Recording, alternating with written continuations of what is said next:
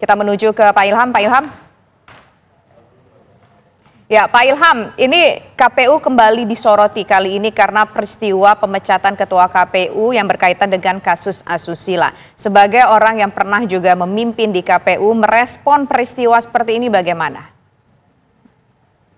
Saya kira penting untuk menjaga martabat penyelenggara ya. Jadi ketika kita menjadi anggota KPU, ketua KPU, tentu kita tidak lagi menjadi sebagai seorang Hashim Asyari, seorang Saputra, diri masing-masing. Tapi harus kita jaga dalam lembaga penyelenggara yang memang wajib untuk berintegritas, profesional, dan tidak bisa kemudian kita melakukan tindakan-tindakan yang amoral atau asusila gitu ya. Tetapi sekali lagi saya juga kemudian mengkoreksi diri sendiri untuk kemudian memastikan bahwa semua itu tidak terjadi. Karena keprihatinan kita saat ini adalah orang kemudian tidak hanya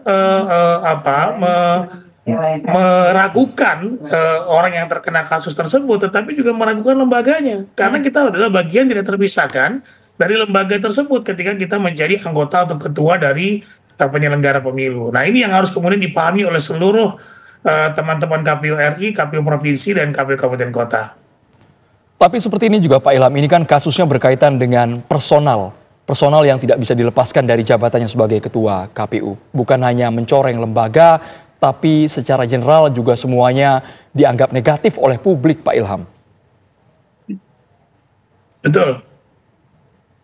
Nah, justru itu saya kira kemudian yang harus disadari ketika Anda disumpah menjadi anggota KPU ya, sekali lagi itu kan juga atas nama Tuhan gitu ya, tidak melakukan tindakan-tindakan amoral atau asusila gitu, tapi kemudian juga Anda tidak bisa lepas dari posisi Anda sebagai anggota atau ketua KPU.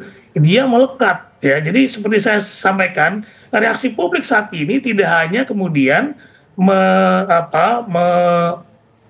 fokus kepada salah satu sosok yang bermasalah saja, tetapi KPU sebagai lembaga juga terkena imbasnya. Coba kalau kita lihat, ada juga orang-orang yang menyoal hasil pemilu, padahal tidak ada hubungannya antara hasil pemilu dengan etik yang kemudian terkena oleh saudara Hasim ini gitu, tidak ada hubungan sama sekali. Tetapi orang kemudian akan melihat bahwa kok bisa hasil pemilu dilakukan oleh penyelenggara seperti itu misalnya. Nah, ini yang harus betul-betul dijaga, karena ke depan ini KPU masih punya tugas berat. Salah satunya adalah ketika melakukan pekerjaan yang diamanatkan oleh Mahkamah Konstitusi untuk PSU, penyandingan suara ketika pileg kemarin.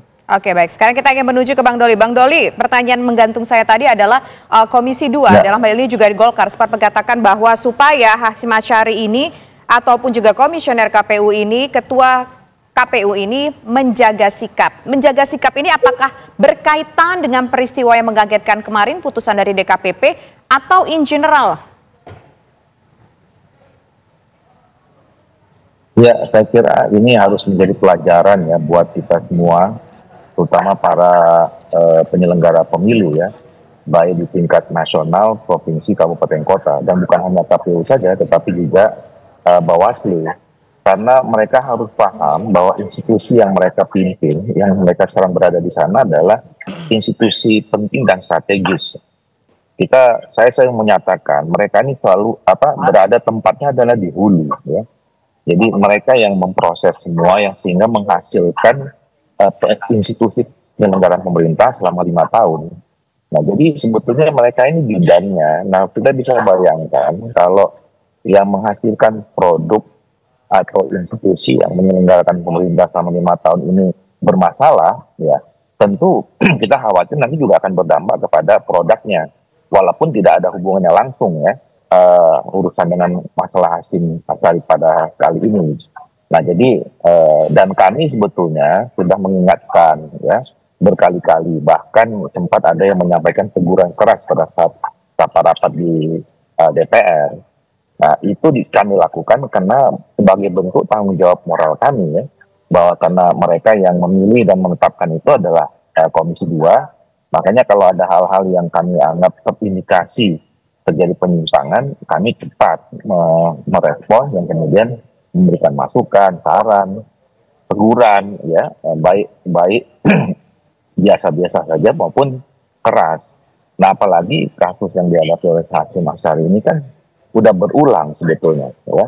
Kalau bicara tentang pelanggaran etik, ya setidaknya ada, kalau tidak salah ada 3 ya, ada 3 yang kemudian menghasilkan keputusan diperingati keras dan terakhir kalinya. Nah, untuk kasus yang seperti ini berkaitan dengan soal tindakan asusila, ini yang kedua.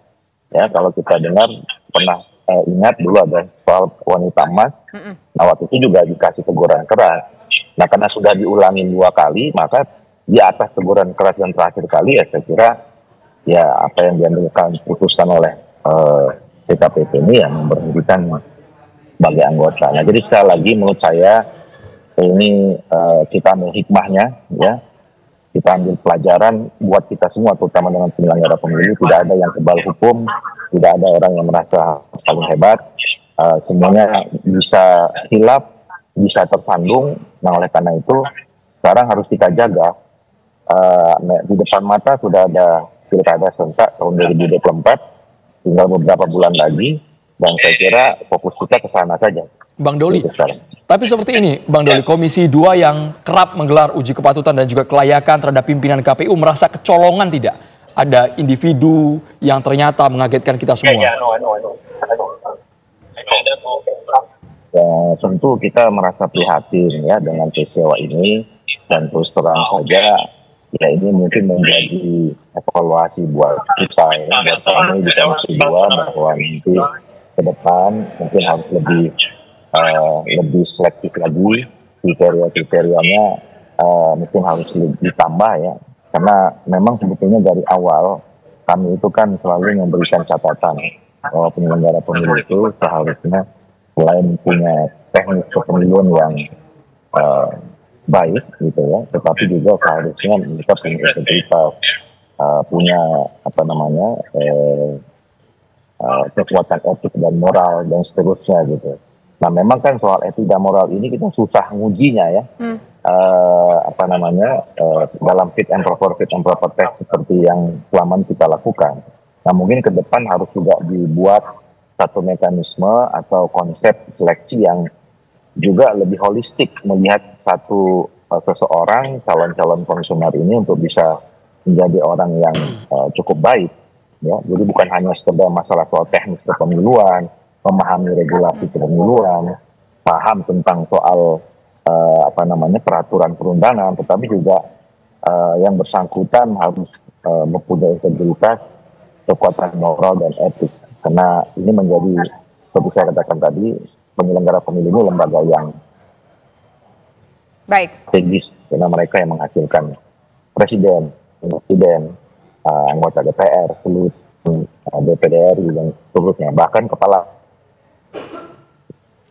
Ya, Bang Doli. Ya, tampaknya ada gangguan komunikasi dengan Bang Doli.